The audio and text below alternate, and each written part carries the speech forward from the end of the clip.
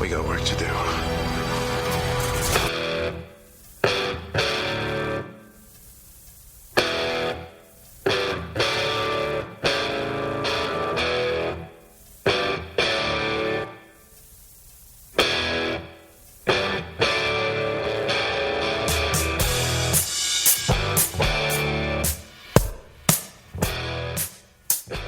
Welcome to Highway to Hell, a supernatural podcast. I'm Kristen.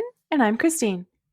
And this week we're discussing Season 4, Episode 20, The Rapture. Fuck. If you don't recall, this is the one where Castiel has been sent back to heaven.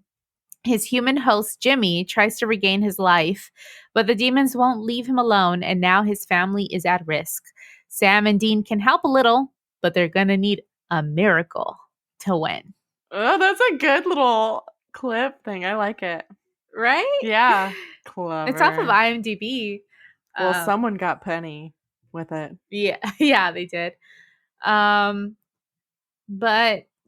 I always remember this one as, like, I was telling Christine earlier, the one, where we meet Jimmy and get to see what his life was before Castiel came into it.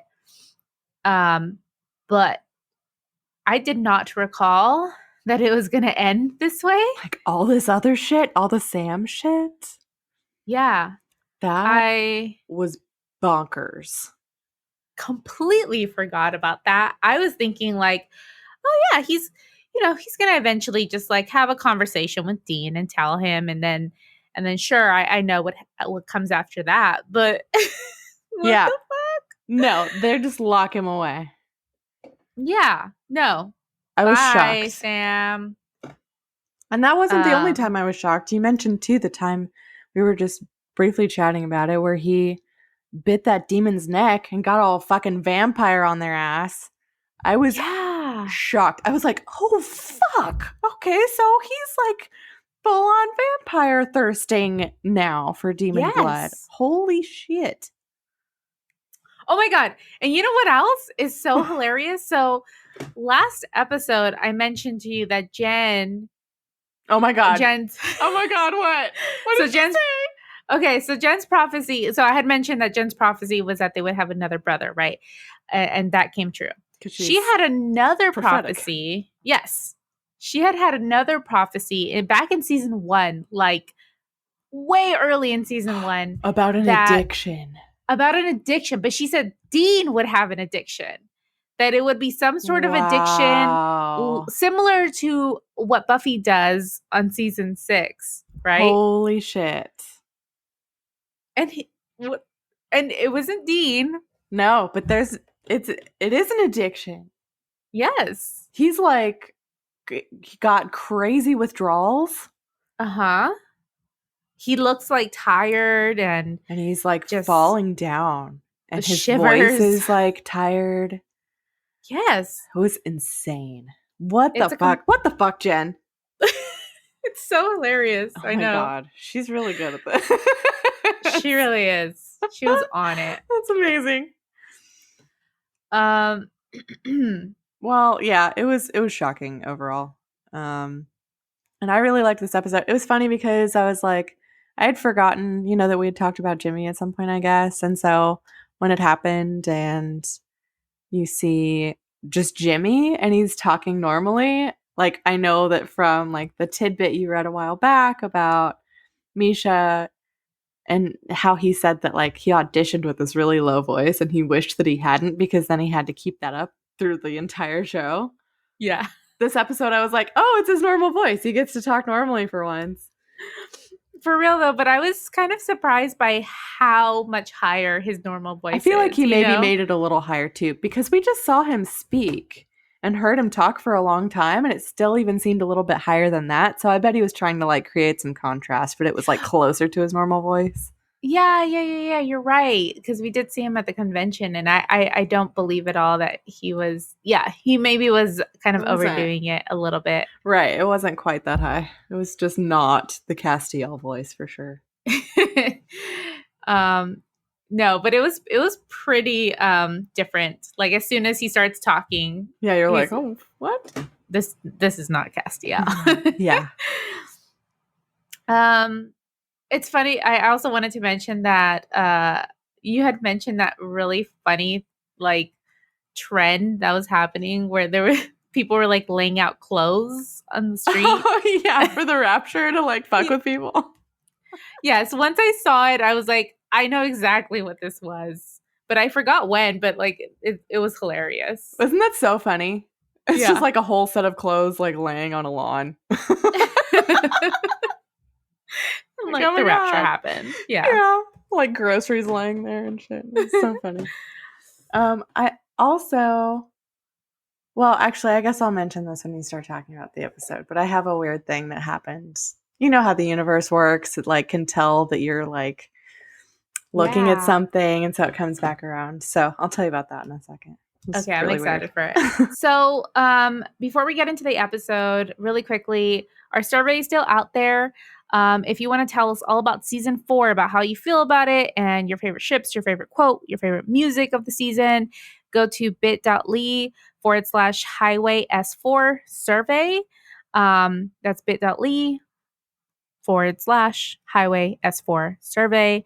I've been posting it on the social media. It's posted on our website, on Patreon, so you guys can find it there as well if you don't recall the link. But please, yeah, it's easier to just go click. Yeah, of course, you can find our Patreon on patreon.com/highway to hell podcast. And I mean, this month, because it's August already, we're gonna be uploading our watch of the season finale of season 4, so that's gonna be fun. Shit, it's already happening, man. I know, man. That's like in 2 episodes, so it's coming. So yeah, check that out. Of course, if you cannot help us out on Patreon, please leave us a rating and review on iTunes. I think we forget to say that, but that's always so helpful. Yeah, for sure. It's been a while since we brought that up, but it's awesome. Helps us out. Okay, so this episode was written by Jeremy Carver, who last did Death Takes a Holiday. Okay. So we just recently saw him, and it was directed by Charles Beeson, who we last saw do Sex and Violence. Oh, it's been a while. Mm-hmm. Interesting. I really liked the directing of this episode. I only did not like one minor little thing. What was it? It was that like crooked camera angle that he did on Castiel riding on the bus. Oh, interesting. I thought you were going to say the angle that bothered me, which was at the end when Jimmy was like dying, and it was this weird, like kind of slightly downward angle, but it was super unflattering. No. I didn't like that one. Okay. Yeah, this one just reminded me of like 13. You know, like have you seen that movie? No, but you've talked to me about it before. That's right. I think I've talked about Every it on movie. the podcast. And no, but it's like it's just all the angles are all like crooked and stuff to give it some sort of I don't know what. Weird. Yeah. Yeah, that's fair. Okay. So, in our then segment, we see that Cas is an angel. We learned that at the very beginning of season 4. And he repeats some of the lines for us so that we can kind of get to know what exactly a devout man would look like or what he would be able to do. So Cas says that his true form can be overwhelming to humans, but some special people can see his true visage. This was the part that was real weird for me. Yeah. Just right off the bat, I went to what I do for notes whenever we take them for an episode is that I go to our Google Docs. I make a copy of just like a random, like whatever notes that I've previously taken because we have a template. So I'll just make a copy and use the template. Same. And I happened to make a copy of the template of my notes from Lazarus Rising. And I deleted all the notes, and at the very bottom, it had my prophecy about Sam being the only one who could see Castiel's true visage. So I had like gone through all the notes and like seen my my comment about that one thing, and then started taking notes for this one and started the episode, and he started talking about that. And they literally have not talked about that. That has not been mentioned since Lazarus Rising. No, yeah. And I was like, that's true. What the fuck? That's so fucking weird. That is weird. Why are you talking about this right now? One of those signs. Like, I know. What does this mean? What does this mean? Who is telling me this? It was really bizarre. But anyway, I just had to share because that was one of those moments where the universe is like fucking with you. Yeah. And it was like fucking with you and telling you, you're wrong. I know. You thought. Remember how you thought? Right. But apparently what's called a vessel, these devout men can actually, and we don't see Jimmy like physically or visibly see Cass or anything like that. Right. It's more he hears him, which is interesting, right? Yeah, and I guess there was like that one part where Cass was like there was a bright light on him where he's talking to him at the end. So I don't know, like maybe he's able to see him, but we don't see what he sees. Oh, that's true. Perhaps. I was just thinking about the radio part. Yeah. Where he's like, what's that? So it seems like he's looking at it, but we can't see what he sees. It's just a bright light on him. Yeah, that's true. He also said something really interesting in the recap, which is he actually prayed for this. And so like at that point, like back in Lazarus Rising, I thought, oh, so did like he pray that an angel would come to him and like take over his body? But like probably not. Like I think we saw it wasn't that extensive. Right. Just something along those lines. And they were like, well, okay, this guy wants it. Yeah. He's praying to me, so I guess he's cool with this. Yeah. Sam fucked Ruby, and he's been sucking her blood. Right. For the reminder. Yes. And the only other person that knows is Chuck. And Chuck doesn't think it's very good. So we start the episode with Dean relaxing, fishing out on a dock. And it's a really eerie scene because it's kind of like, first off, it's brightly lit, but kind of almost blurry in a way. Yeah. And what's even creepier is it's completely silent. Right? Yeah, I feel like maybe there was like a little bit of water sound. I don't even recall. Like maybe I just made that up. No. It was quiet. I feel like there was like a little bit of water sounds like in the distance, but like otherwise super quiet. Mm-hmm. And it kind of reminded me of like I don't know, like some Friday the 13th shit. Like Jason Voorhees is about to like jump out. Right. Like all the birds start chirping and shit. And it's just like, yeah. So all of a sudden Cass appears beside him and tells him that they need to talk. And Dean realizes he must be dreaming. And he notices like right off the bat too. I know, but it's kind of like, well, I mean, your life is not this happy. I'm so sorry, Dean. That's true. You must be dreaming. Yeah. So Cass says they need to talk somewhere private. Someone could be listening, like inside of his head. And Cass hands him a note and tells him to go. And then he disappears. And then suddenly Dean wakes up. I have questions. I have questions too. Like, how is somebody listening inside Dean's head? How does that work and who is it? And also, if you're handing him a note in his dream, if he reads it in his dream, isn't whoever's listening in still going to see it because they're like in on his fucking dream? You would think, right? Isn't that how that works? I don't know. Yeah. So, like, I guess because we can see Cass and we've seen Uriel visit him in his dreams, I just assumed this was another angel that Cass is trying to hide from. And good call based on what we find out next. That makes more sense. Yeah. Okay. And yeah, so we know that, like, Cass gets in trouble, right? But it is interesting, though, that, like, we never actually found out what was on that note. No. He doesn't actually look at it. Yeah. Had actually wanted to tell him because Cass doesn't tell him. at the end. He's just like, I'm breaking up with you. Like, I can't. Yeah. It's not you, it's me. I can no longer talk to you. Yeah. My mom says we can't talk anymore. Wait, you know what? I just had a thought. What? I think we do know what's on that note.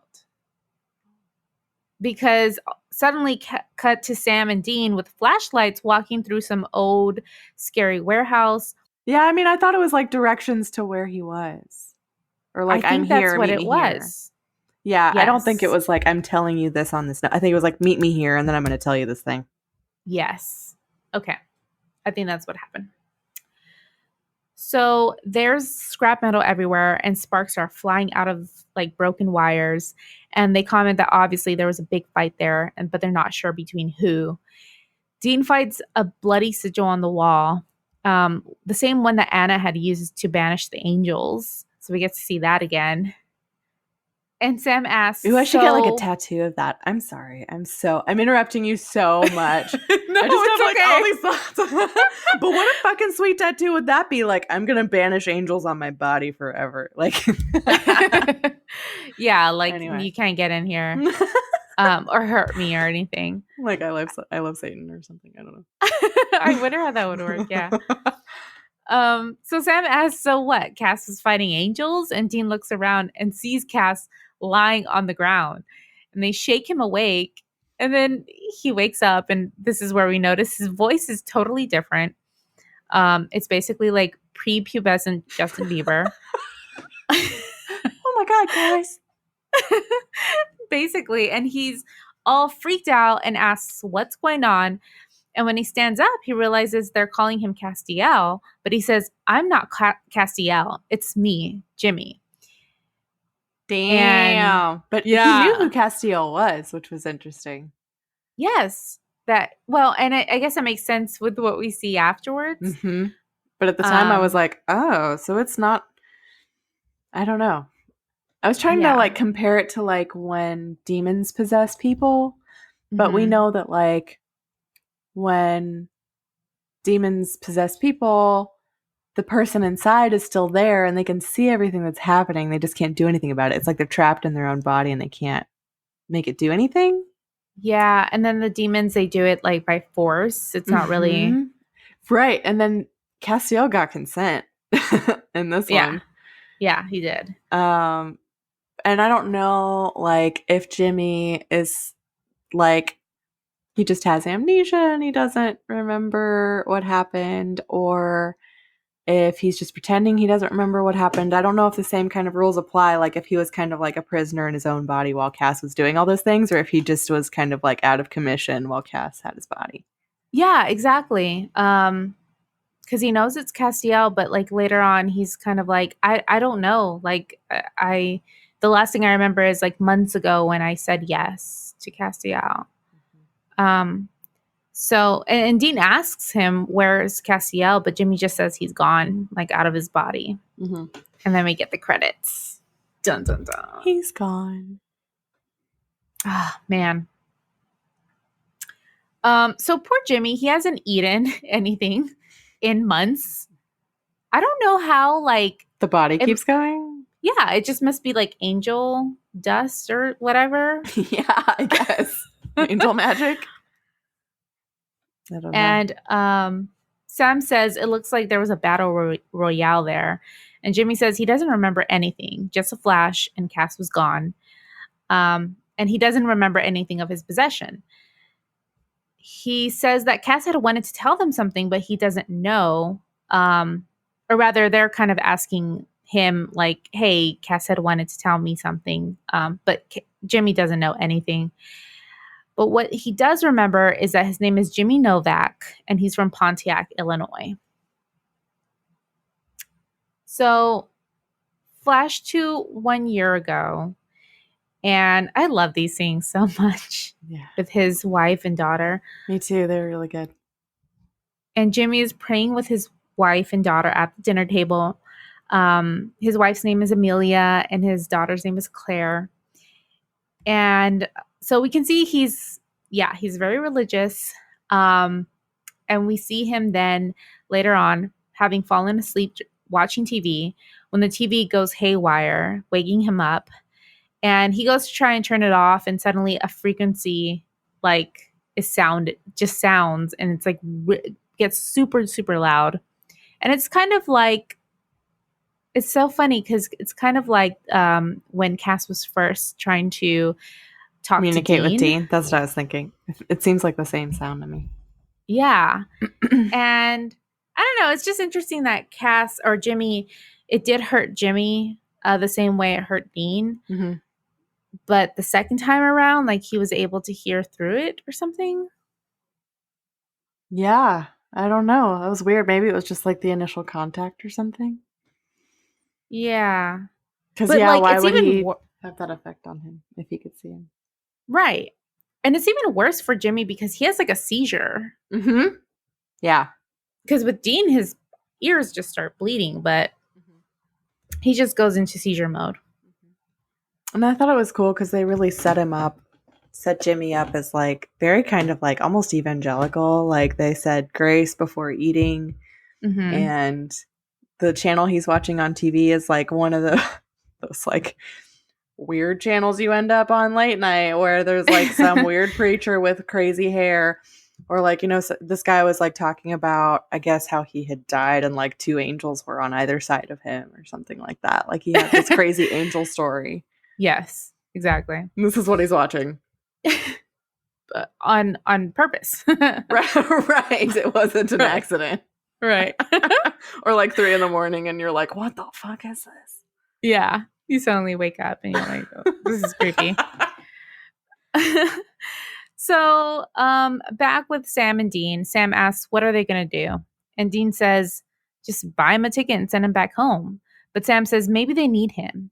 Maybe they should take him to Bobby, do some hypnosis, try and figure stuff out. And he says, even though Jimmy doesn't know anything on the surface, perhaps it's hidden within, similar to the case with Anna. Or perhaps Cass will just drop back into him. So Dean is like, look, back in the warehouse, it looked like angel on angel violence. Something bad is obviously happening. And so he's arguing that what they're supposed to do is get Jimmy back to his family. But Sam brings up the very good fact that if they want to talk to him, perhaps demons want to also. So he's in a lot of danger. Mm-hmm.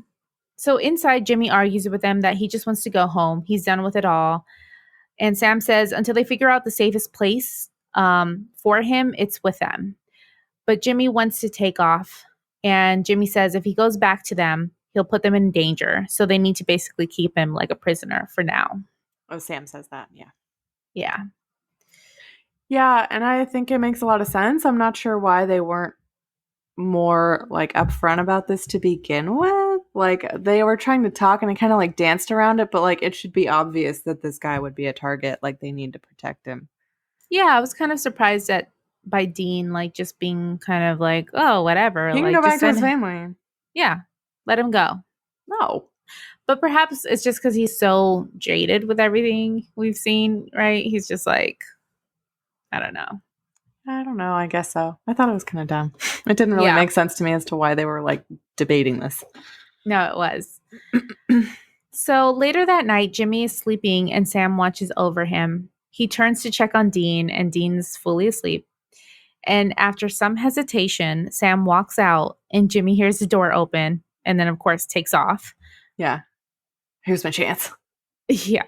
So, but we see Sam is outside at the vending machine and he opens a flask and pours out some demon blood on his hand and then sucks on it. And he's just like acting all crazy. Like he's trembling and kind of looking around and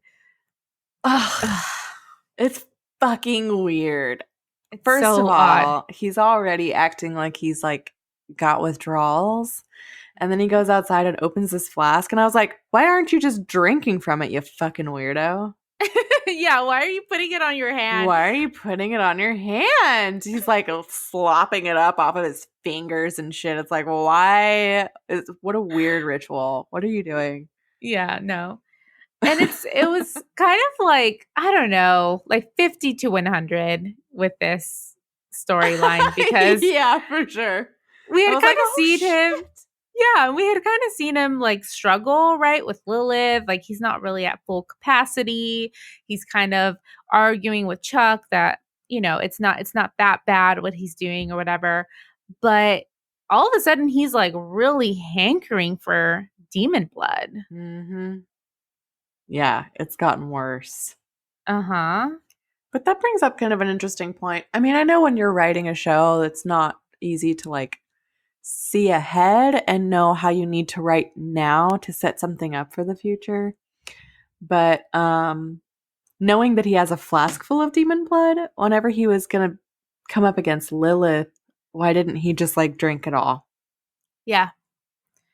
And we could have seen that and that could have been part of it, right? And he would have been more powerful. Like I'm sure he knows the connection between the blood and the level of his power.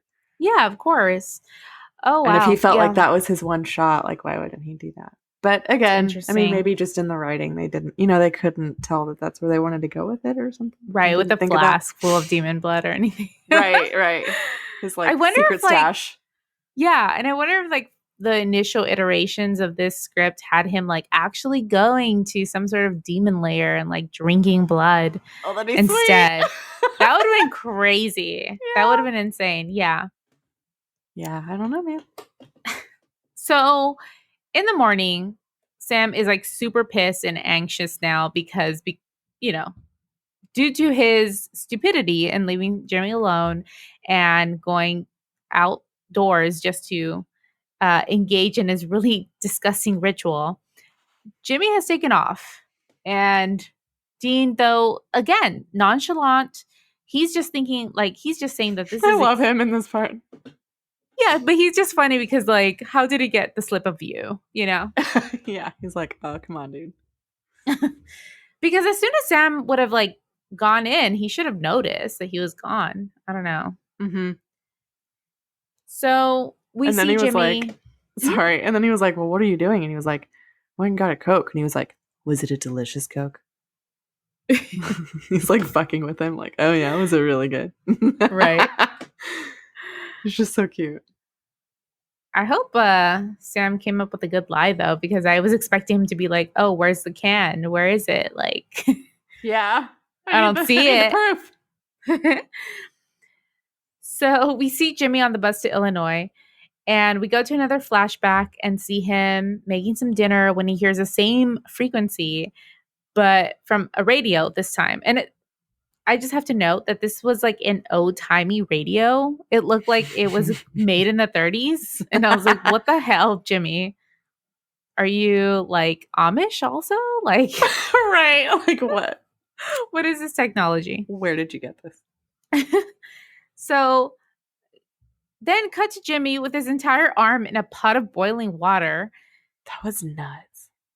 Yeah, I know. And Amelia comes in and she freaks out, but he tells her, look, it's okay.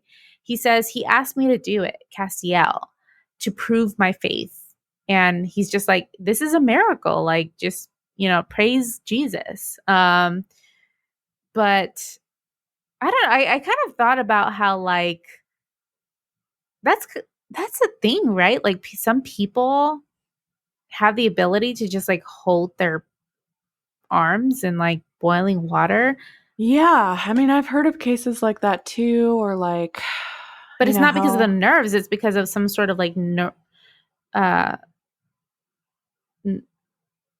cognitive thing. Right. Yeah. I've heard of this too. Do you remember a show that was on some years ago that I think it was like when the superhero movies started to take off, and then they started a show where they found like what they called real life superheroes, and it was like people who had incredible abilities like that. And they would chalk it up usually to like that kind of like cognitive ability. Like they'd gone through like rigorous like mental training. They basically in some way had like reached mental nirvana and were able to like hold their breath for extended periods of time or lift things that were like incredibly heavy and they shouldn't be able to lift and things like that. I don't recall that at all. It was weird. I don't remember what channel it was on, if it was like History or Discovery or something like that. But it was a thing. And yeah, I don't know how that happens. And I know that like for average people, you hear of like a woman whose baby is trapped under a car and she's able to lift it because of the adrenaline and stuff like that. Yeah, totally. I don't know, man.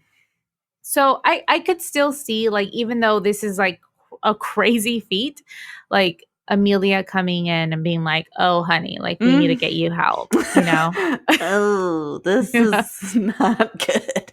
No, this is not normal. Yeah. So Sam and Dean are driving towards Illinois when Anna suddenly appears in the back seat. She's super pissed that they let Jimmy get away. And of course, I know. And Dean's like, "Well, talk to Bigfoot over here," or whatever. He says something Actually, like Dean's that. like, "You look terrific." Oh my God, I didn't notice that. It was so cute. God. He turns and looks at her. He's like, "You look terrific," and she's like, "Not really the right time, Dean." I totally missed that. It was so cute. He still so totally funny. got a thing for her. I still want them to like have a thing. Yeah. So I guess cute. it's different now. We haven't seen her in forever, though. Like, it's interesting that she's watching this situation, and she looks at Sam and she's like, "You seem different." Yeah. And he's like, "Oh, like I got a haircut or whatever." Like some stupid excuse like that. But she's like, "No, that's not what I'm talking about." But then just totally like is, off of that track, whatever. Yeah, she kind of like immediately lets him blow over it. Yeah, I'm surprised Dean didn't, I don't know. Or she didn't push it. I thought she was just going to be like, "I don't give a fuck about your like human insecurities or whatever, and why you would feel weird about this. Like, you're different and something's wrong." Yeah, what are you doing wrong? Yeah, I thought she might push it, but she didn't.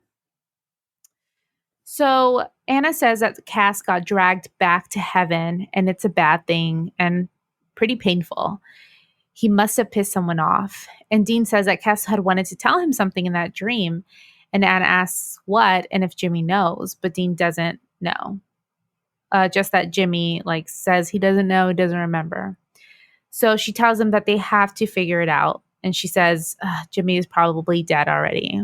So Jimmy walks up to his house in Illinois and he sees his daughter in the window. She's doing her homework, and then Amelia comes over to help her. And we get another flashback to his wife asking him to take some pills. So she was kind of like she probably dragged him to a psychiatrist. So Jimmy tries to explain to her that Cas had told him that he's extremely special. And then that's when she says, "You sell ad time for AM radio. How are you special?" Which is also interesting because Cas is wearing this really nice suit and he's selling ads for AM radio. The fuck? Yeah. Yeah, he's got to look good for his sales pitches or something. I guess, yeah. They've got a pretty nice house. They have a very nice house. Jesus. Uh-huh. He must make bank doing that. Yeah, some commission on that, on those ads. I feel like that job isn't as lucrative now as it was then. Probably not. Probably not. Maybe he'd be like a social media analyst now. Yeah. Selling ads for podcasts. Right. So Jimmy says Cas said it's in his blood and it's God's choice and not his to question it, which was very fascinating. What does he mean it's in his blood? Yeah. Is he like a descendant or something? I don't know. We've talked about that a lot with Sam and Dean too. They keep saying hunting is in your blood, it's in your blood, or y'all are special, and this is because it runs in your family. And it's like, what the fuck are y'all talking about? Yeah. And now Jimmy? Yeah. So something's in Jimmy's blood. I took it as these devout men who can possibly become vessels or something like that. You know what I mean? Kind of like Chuck is special somehow because he's chosen a as a prophet. But they said Right. that he was, I mean, they have to, they're not sure how prophets are chosen. I think they have to be kind of special to begin with too, right? Like he's Yeah. not just a dude. Like he was on a list. Right. That's what they said. But So based how on is all what? this? How is this determined? I don't know. So Jimmy sits her down and says it's a blessing and it's the most important thing that has happened to him. And she's of course like, aren't I and Clara the most important thing that have happened to you? Touche. And she just says that if he won't get help and take his pills, she's taking Claire to her mother's in the morning. So we see Jimmy put on the trench coat and step outside to ask Castiel for help. He prays to him and a light shines on him from above and he seems to have a conversation with Cass. And he says, yes, I understand. I promise I'll be okay. My family will understand. And then a pause and yes, I'll do it. And then So something this is like, him. was this the part where he said like, as long as my family is okay, like my family doesn't get hurt or something like that? Yeah, I don't something remember if it like was this that. I think so. But So he's like also bargaining to make sure that his family's taken care of and they're safe. right. But he is totally like just consenting. Mm-hmm. Yeah. It's like, okay, if you do that, then I'll do this for you. This was really interesting because, well, first off, Pontiac, Illinois, I don't know if you recall. It's a place, right? Tell me what happened here. Okay. Because it rang a bell and I was like, I don't know. So damn it, let me look it up just to double check. But I'm pretty sure it's like in Lazarus Rising when Dean woke up, he woke up near Pontiac, Illinois. Did. I'm pretty sure. Yes. He did. Yes.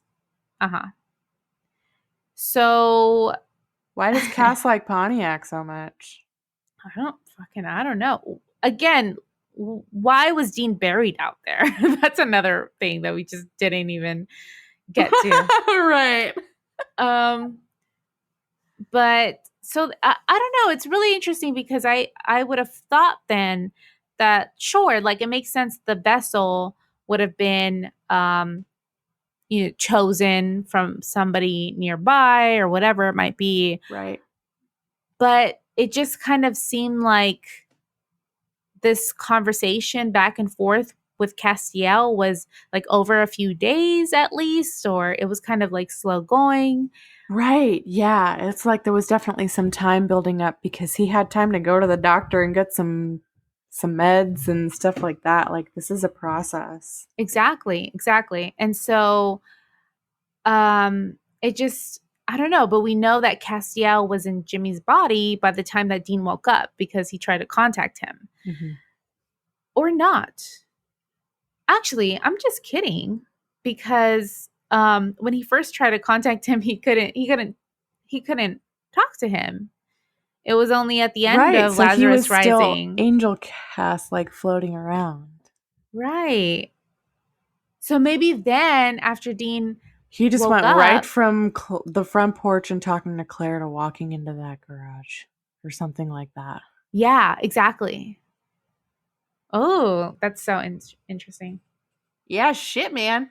I like it. Putting it together. Me too. It's fun. Okay, this timeline makes sense now. Okay. Cool. So something flows into him and now it's Cass. And oh my God, this part always kills me. Yeah. Claire comes outside and calls to him like, Daddy, hey Daddy, or something like that. Mm-hmm. And Cass looks at her strangely and turns away and says, I'm not your father, and walks off.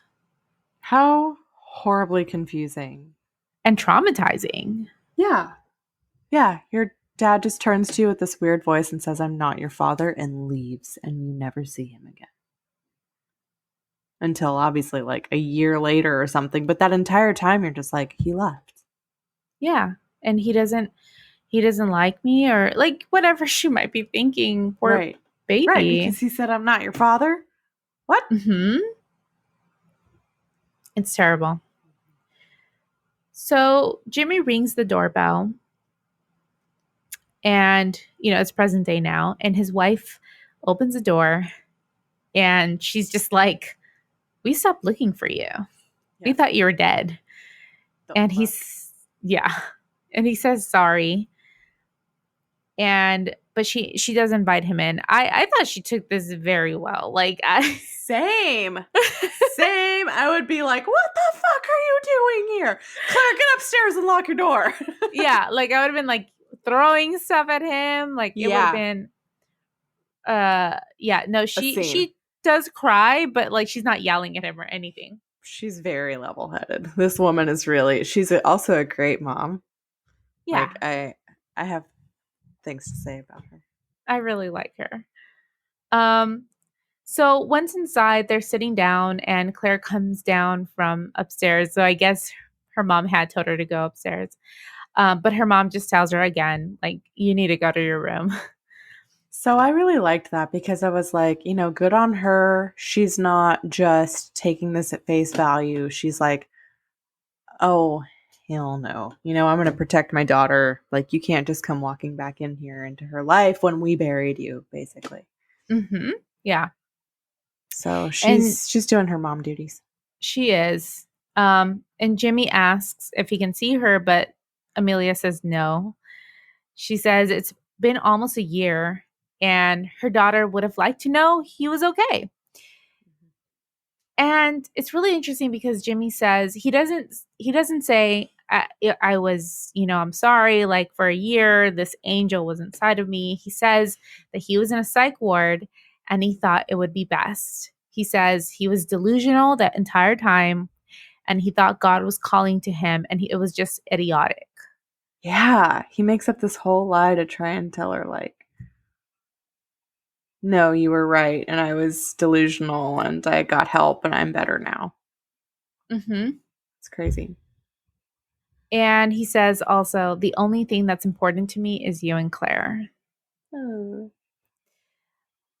He just wants to be home, but she says she doesn't know. That's a little bit too much.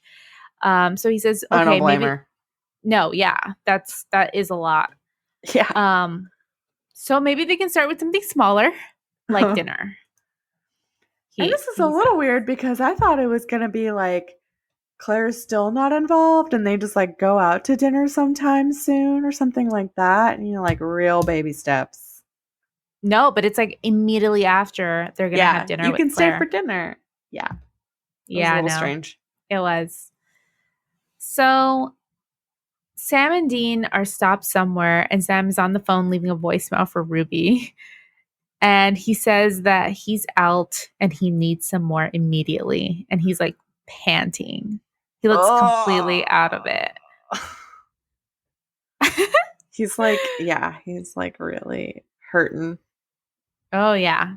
He really needs that demon blood.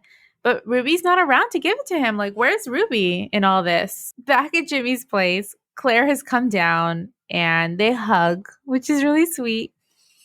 And Amelia puts down some roast beef and turkey sandwiches and they all sit down together. She apologizes, but he's like, oh, no, it's perfect. Oh my God. And this part, I got like a tiny bit teary-eyed in this part. I know. Because it got me too. He grabs a sandwich and Claire asks, Daddy, aren't you going to say grace? And Jimmy, with like tears in his eyes, says, no, honey, I don't think I am. And she asks why he's crying, and he says, because he's happy. And he's a good crier. Misha killed it. Good crier. In this episode. Like, we haven't talked about that, but he was amazing in this episode. And this is the first. Yeah. Yes. This is the first time he's actually gotten to like act with a lot of emotion. Honestly. Yeah. That's because as Cass, he's pretty emotionless. Mm-hmm. Mm-hmm. It was really good. He did a great job. He really did. But that part just, it kills me every time. Yeah, it's really sweet. And just the fact that, like, it really does show, like, Jimmy's just lack of faith afterwards, after all of that, you know? Like he believes, obviously, because he's seen it. It's real. But just the fact that he feels used and like abused by it all. And that's exactly how Dean feels. Right. Yeah, for sure. And there's probably a small element too of like realizing, you know, that what is most important to him is his family. And so now that he has them, it's like, I don't really need that as much. I don't need my faith as much because I, you know, have been through this crazy shit and now I'm back with them and that's all I need. Right.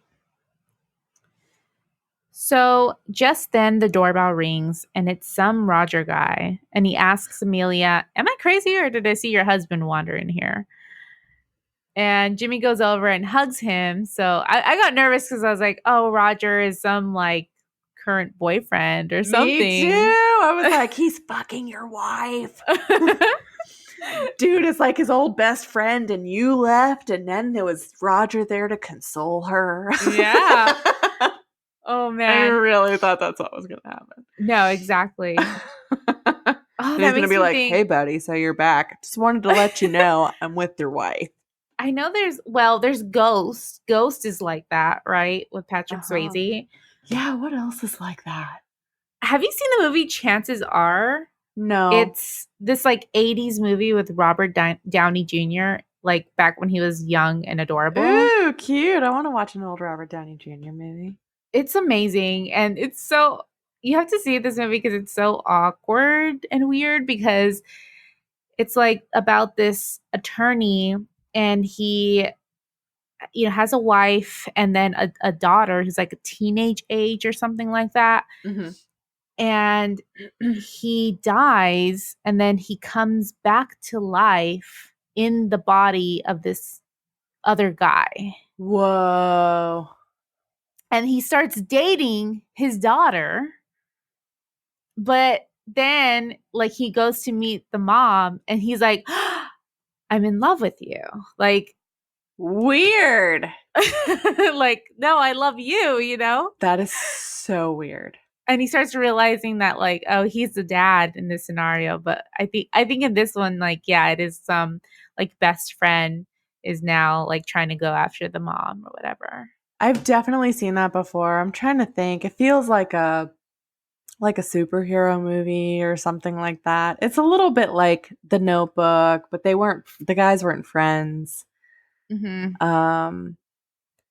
And it's a little bit like Princess Bride, but the guys weren't friends. But I've seen that scenario before. I just can't think of the movie right now that I'm thinking of. There's a scene in my head where it's kind of like he's back and then he sees the boyfriend and it's like, oh, a what? What the fuck, bro? Yeah. Pardon? Oh my God. So, not quite. I guess they're buddies. Mm-hmm. And he asks for a beer and Jimmy pulls him aside to talk to him. And Roger asks, really, like, what happened? And Jimmy says, worst year of my life. You wouldn't believe me, but it's all okay now. And Roger says, actually, no, it's not. I'm going to gut your daughter while you watch. And his eyes turn black. That was the only other thing I thought. So, like, I felt more like it was going to be like, oh, he's the, like, awkward love interest now. But also, like, fuck, I know people are looking for you. Like, you are a target and y'all are being dumb about this and your family is in danger. And I don't know I don't know who's coming through that door right now, even if they look like your friend. Yeah. And I wonder how long they had control over Roger's body just because, like, it seems like he's a neighbor or something like that. Like, I have so many were they like keeping tabs on this guy's family maybe? Yeah, like the entire time or like like for how long? Did they know that like Castiel had been sent back to heaven? And so then they followed Jimmy? Oh, so many questions. Yeah. But how would they know? I don't know. Okay. So many questions. So Amelia comes over and his eyes turn back to normal. And then all of a sudden Jimmy hits Roger with a candlestick. And she screams. I'm like, oh my God, no. Like, this scene was awesome. Such a shit show. I know. It was insane. And he's like, he continuing to hit Roger over and over again. And he's screaming at her, he's a demon. He's a demon. Run. So, like, just imagine Amelia, who... Like, oh my God, he's still insane and he's killing Roger. Right. And she thinks that he just came out of the psych ward. Oh my God. Not a good situation. I didn't see his discharge papers. Right. He must have escaped or something. Right. Oh, fuck. So Jimmy takes Amelia and Claire into the pantry and he pours salt at the door and he says, don't step over this line. And he struggles with Amelia to keep her in the pantry, but Claire gets around. She takes off. Amelia tells her to run. I'm having a thought. Uh-huh. If Castiel knows exactly what a demon looks like and that you need to put salt to keep them away, he has to remember some of the shit that happened. Ooh. How does he have knowledge of that? You're right. If he doesn't remember. How does he remembers? That? He does remember. Fuck. Did they just like mess up on that? Or did it like just kind of kick in? Like because maybe he doesn't like remember specifics, but that happened and then he was like, oh shit, I know this. Like that kicked in and he knew like instinct or something. Right. Fuck. Yeah, shit. That's really interesting. Because he knew what to do. I mean, thankfully, but yeah. Although it didn't matter anyway because Claire like takes off and Jimmy runs after her, followed by Amelia, but it's too late.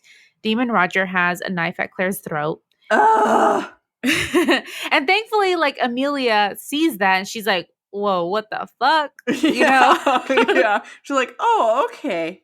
Yeah. There's something else happening here. And Jimmy, he tells Roger, let her go. But he says, the missus has other ideas. And then a female demon appears out of nowhere, attacks Jimmy, and she flashes her black eyes at Amelia. So at this point, Amelia knows Jimmy's not that crazy. Right. Amelia tries to get her off of him, but she's knocked back. And then out of nowhere, Dean appears and slices Demon Roger's neck with a demon knife, and he dies. Yay, Dean. Good timing.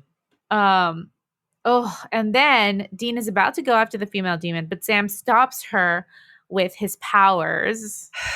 Although we have the demon knife, Sam. Can you just calm the fuck down? Yeah. You know you're not going to be able to take this. You're just such a hothead. He's just like... I know. God. He's just like, no, I got this. Pass the ball. It's okay. I got this. He's a ball hogger. You know what I mean? Just pass it to one of your teammates, Sam. Come on. But he's like partially blind right now. It's like he's not strong enough to do it. So why is he fucking doing it? No, it's so dumb. But he tells them, get them out of here. And they take off, but Sam isn't powerful enough. And she just shakes it off. But thankfully, Dean comes back with a knife. But before he can slice her, she escapes in demon smoke. And the group take off in the Impala. So wait a second. Mm-hmm.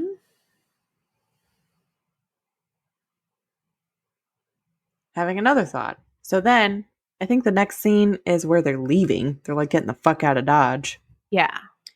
There's a quick second where Amelia's not around and they're like, where's your wife? And she comes back with a coat for Claire, but she's been gone and not around any of them. Ew. Yeah, I didn't catch that.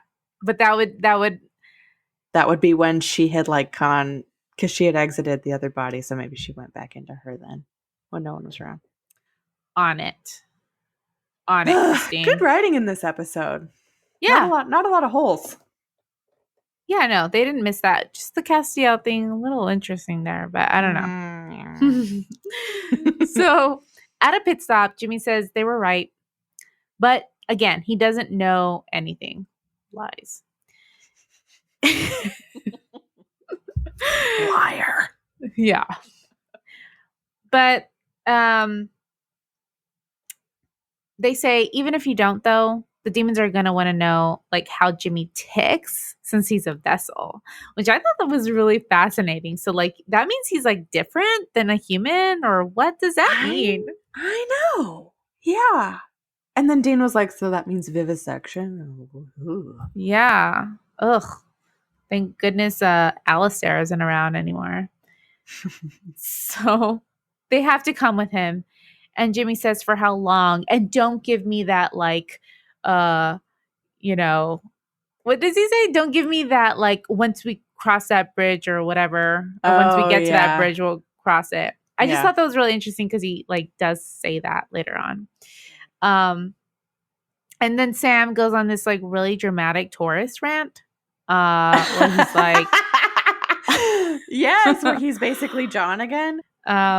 Okay, so Sam's rant. He's like, don't you get it? Forever. The demons will never stop. You can never be with your family. So you either get as far away from them as possible or you put a bullet in your head. Jesus.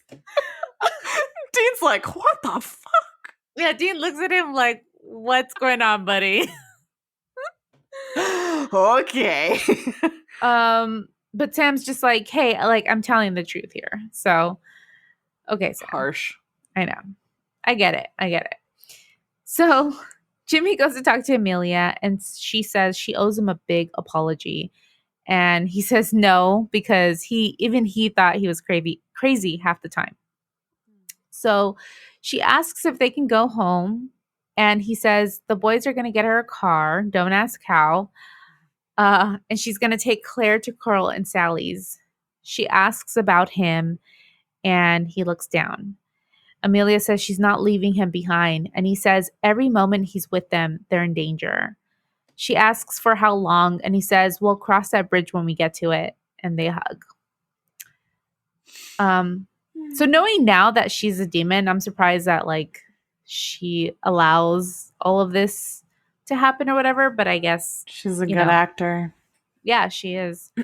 So Sam hotwires a car for Amelia, and Jimmy tells Claire and her goodbye, and the boys take off in the Impala. And Claire asks why he's leaving again. But then poor Claire, man. I know, this poor baby. Oh my god. Amelia slaps her and her eyes turn black and she says, this just isn't my date, is it, you little bitch? God, what the fuck? Oh my god, it's horrible. Slaps her across the face. This chick is gonna need therapy for sure. My daddy left me for a year, and then my mom slapped me. And a demon held a knife against my neck. Yeah, right after my dad came home. What a mind fuck. And this poor baby's like on the brink of puberty. Like she's already about to like have a hard time. Yeah. Just in life. So we see Sam and Dean driving, and Dean asks, and Castiel's, or I'm sorry, Jimmy is asleep in the back. Dean asks about what happened. Which one is he? Yeah, who are you? Dean asks about what happened when Sam almost fainted from battling the demon. And he's like, you used to be able to kill Alistair. Now you can't even kill stunt demon number 3. Which damn. I know. I had actually meant to look up on IMDb whether or not like the actual name of that character was stunt demon number 3. That would be awesome. So Dean says Sam is just scaring him. Like he's not mad at him. He's not, anything. He's just like, this is scary. Like, what's going on with you? You're all over the place. And Sam says he's scaring himself right now. And he looks so tired. Like he has bags under his eyes. Looks awful. So his phone rings and he passes it over to Jimmy. He says, it's Amelia. And all Jimmy says once he gets on the phone is, oh my God. They arrive at a warehouse and they send Jimmy in there alone. They tell him to stall once he gets in there. And Sam says, it's probably a trap. And Dean says he knows, but that's why he has a plan. So Jimmy kind of steps in like, I don't know. I guess it's kind of like it's inside the warehouse, but it's like not like into the room where they're holding Claire. Mm-hmm. And once there, though, he says he starts yelling at Cas to come and help him. But there's like no answer. And he goes into the room where Claire is being held. She's tied up in a chair, and Demon Amelia greets him. Amelia says he should have come alone, and Dean and Sam are dragged in by demons, all beaten up. Dummies. I know. And Sam tells him, I thought you had a plan. And Dean says, nobody can bat 100 or something like that. Bat 1,000. 1,000. I was holding out hope that them being captured was part of the plan, but it was not. It was not, no. Demon Amelia teases Sam about his powers. And she says, it's time for someone to die, and points the gun at Sam, but then turns and shoots Jimmy in the stomach. Oh, Jimmy. That was crazy. I know. And she says something like, what was it? Like punchline or something? Like everybody dies. And then just like turns and shoots him. And I was like, oh shit. Yeah. No. She tells another demon to go kill Claire. And he grabs a bar. But all of a sudden, before he can hit her, Claire grabs it and touches her hand on his forehead and like kills the demon inside of him. Yeah. Hell yeah. Jimmy looks at her and he's like, Castiel. And Sam and Dean have taken the opportunity to fight off the other demons. So Dean is like getting his ass whooped, but he gets a little help from little Castiel. Claire Castiel. Claire Castiel. And Sam is on top of the demon, though, and is fighting the urge to not bite her neck. Like, he's just looking at it like, yum. Oh. But then he leans down and bites her. And he's drinking her blood. And then, and he picks up his head. There's blood all over his mouth. And Dean and Cas are staring at him like, what the fuck? Yeah. That just happened. What? I was at work when I saw this, and I was literally like mouth wide open for like 5 minutes. For straight up 5 minutes where I'm just like, what the fuck is going on here? Oh my God. Yeah. Yeah. And then when I saw it, I was just like, what the fuck? Like I said earlier, like he went like full vampire. Like it was like, yeah, you've crossed a line. You have crossed many lines, buddy. This is no longer bueno. Yeah. No bueno. And then Sam kills her with a demon knife. So he stands up and he uses his powers to dump the demon out of Amelia's body.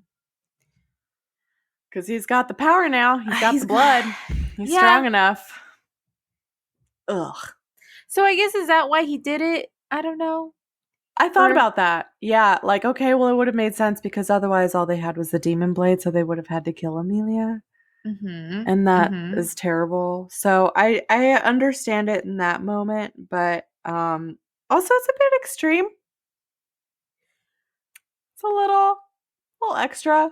It's a little extra, and thinking about it now, they could have just done like cut her or something, and well, they could still do the exorcism.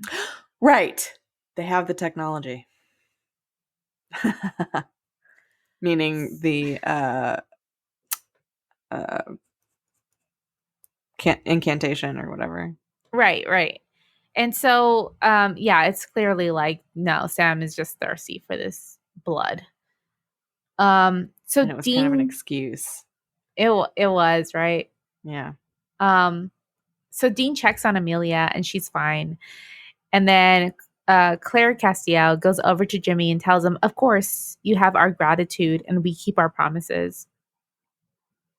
Basically answering all his like angry prayer from 10 minutes ago. Mm-hmm. And she says, or Castiel says, I guess, it's time to go home now. Your real home and rest in the fields of the Lord. She says, rest now, Jimmy. I got kind of sad. I know. Did you think Jimmy was going to die? Well, no, just because I happen to know. JK, hello. Forgot. He's still Misha. Right. But just the way that she put it, it was like, oh shit. She's like reading him his final rites, you know? Yeah. It's like it's just sad. So it's interesting because Castiel says Claire is chosen. It's in her blood as it was in his. So like he can just continue on. So it's what genetic. are you saying? It's generational. Like I don't know. Yeah. But Jimmy says choose me instead. And Castiel says, I want you to understand you won't die or age. If this year was painful for you, picture 1,000 like it. And he says, it doesn't matter. You take me. And Cass says, as you wish, and transfers himself into Jimmy's body. And Claire, now herself, runs over to her mom. Cass starts to walk away, and Dean stops him to ask what he was going to tell him. And Cass says, I learned my lesson while I was away. I serve heaven. I don't serve man. And I especially don't serve you. Like, oh, damn it. What the fuck? I was like, no. You're back. You're our buddy. Like, come on, man. Did they really whip you already? Like, who got to you? What the hell happened? What did they do to you? God damn it. I know. So. Very disappointing. It was because I really thought, we're getting to Cass and we've got him on our side and he's, helping us out and everything. He's whispering to us to help us out and being sneaky. But now it's back to square one with him. So Sam and Dean are driving and Sam breaks the awkward silence and he's like, stop the car. Take a swing at me. And Dean says, no. And he's like, then scream, chew me out. And Dean says, he's not mad. Sam says, he'll explain himself. And Dean says, I don't care. He's like, I don't want to hear it. Yeah, I don't want to hear it. What do you want me to say? I'm disappointed? Yeah, I am. But mostly I'm just tired. I'm just done. But just then, Sam's phone rings. It's Bobby. And he tells them that they need to get over there quick. And Sam's like, why? What's going on? And Bobby says, the apocalypse is happening. So genius. And this is so smart. That's Bobby calling Sam. It's very sneaky, right? Like, you boys need to get over here and all that. So they arrive at Bobby's and he takes them down to the basement, says he's got to show them something. And Sam steps inside his like cage thing. Oh yeah, his like panic room. His panic room, yeah. And he's like, "Oh, okay. What's the demon thing you wanted to show us?" And Bobby says, "You are. This is for your own good," and closes the door on him, locking Sam up. And they even close a little like window thing so he can't see out. I know. And he's just like, guys, what are you doing? Oh my God. That was crazy. No, yeah, it really was. What a trip, man. Yeah. It was a good episode. We had some crazy shit happen. Hell yeah, we did. Lots to ponder. I haven't come up with any prophecies or anything, though. I'll let you know if I think of anything. Okay. But I feel like we're going to move along pretty quickly here. Well, we have 2 more episodes, so we gotta. Right. Fuck, yeah. I mean, I really enjoyed this episode, as you can tell. I'd completely forgotten by how much actually happened. I kind of just thought it would be, getting to know Jimmy kind of thing. But nope.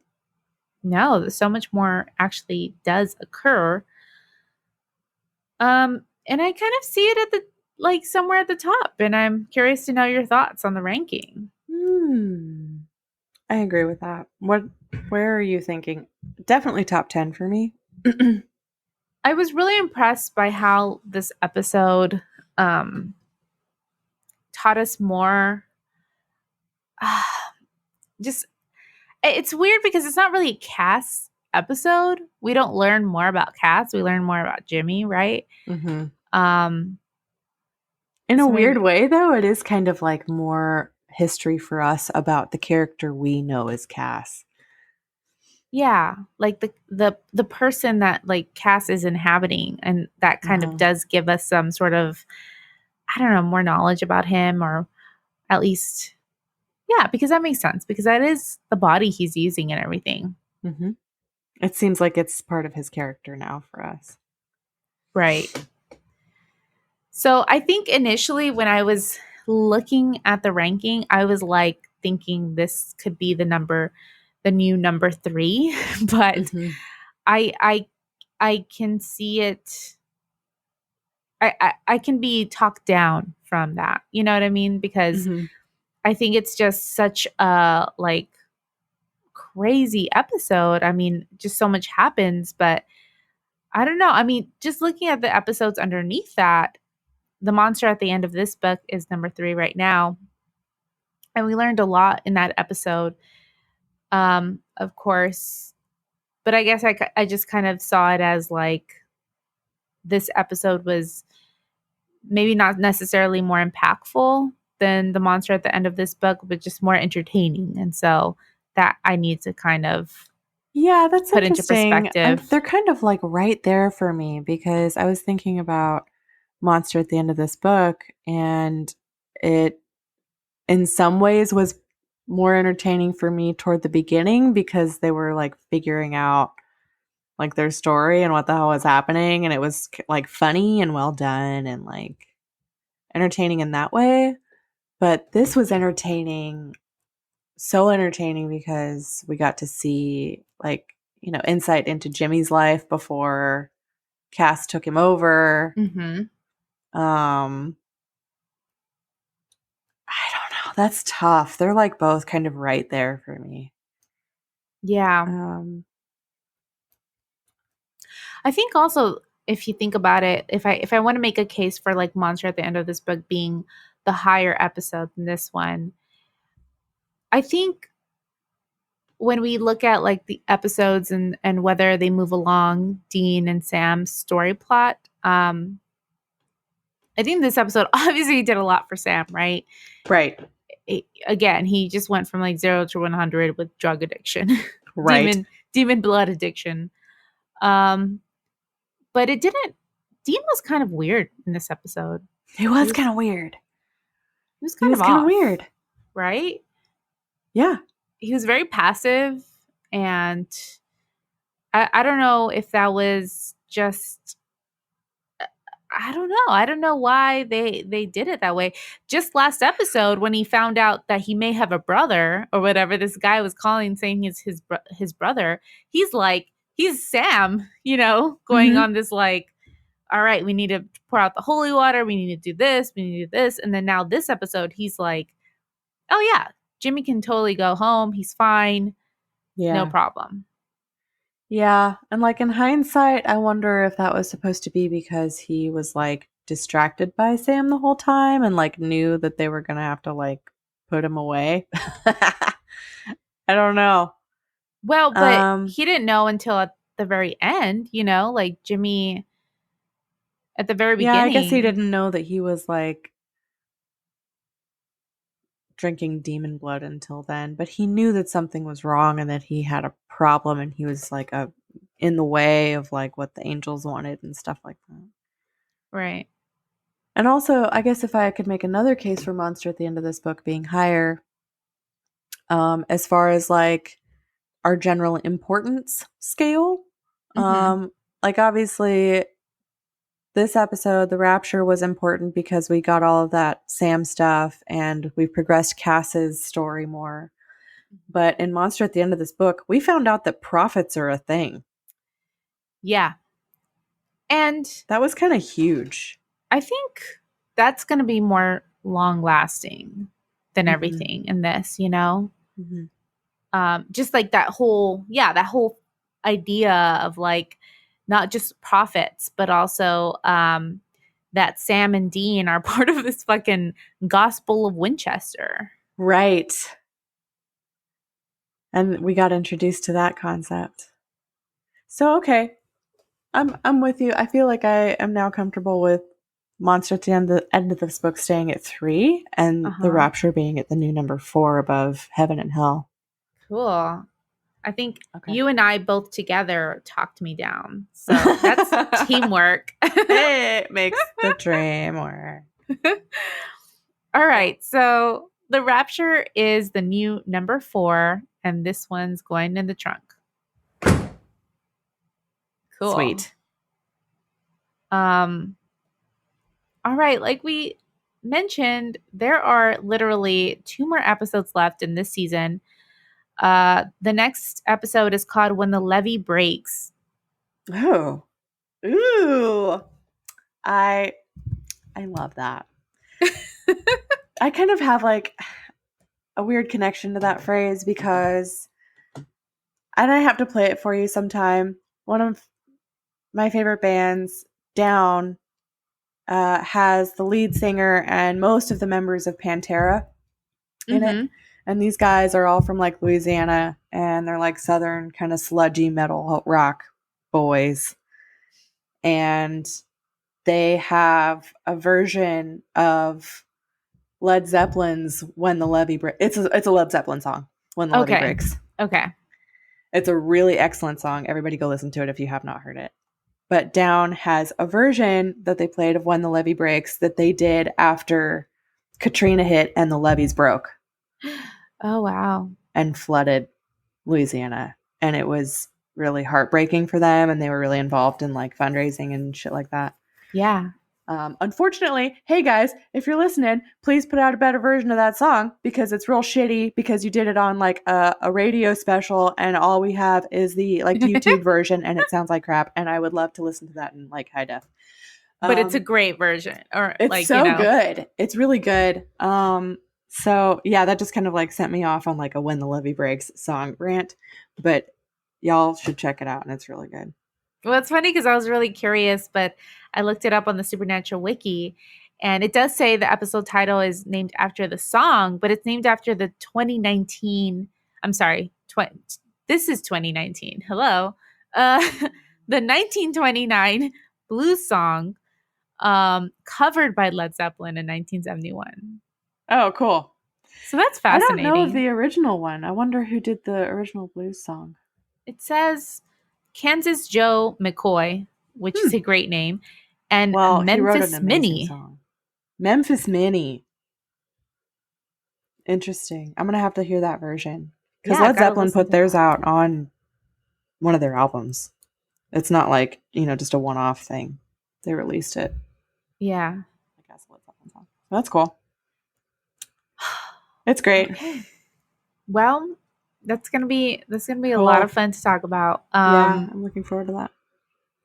All right. Well, obviously you can find us on Highway to Hell podcast at Facebook, Twitter, Instagram, and then you can also email us at highwaytohellpodcast@gmail.com.